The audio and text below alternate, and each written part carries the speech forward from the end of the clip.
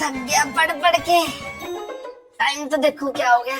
कुत्तिया phone चला रहे हैं ना, पता ही था मुझे ये पढ़ने वाले बच्चों की ना शक्लें ही कुछ और होती हैं। अरे मम्मा टाइम देखने के लिए उठाया था बस अभी। कोई नहीं, आने दे तेरे पापा को, बोलते हो इससे इसका फोन पकड़ो और पेपरों के बाद ही देना इसको। मस्त जाना। ओए सो रहे, पढ़ क्यों नहीं रहा?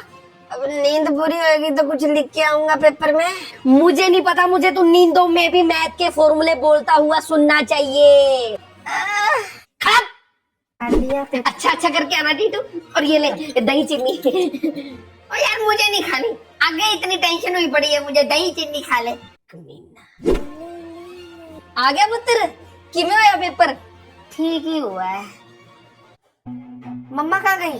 गांव वालों सुनो, ये टीटू मेरा बेटा नहीं है। इतना नालायक बेटा पैदा करने से पहले मैं मर क्यों नहीं गई, मर क्यों नहीं गई?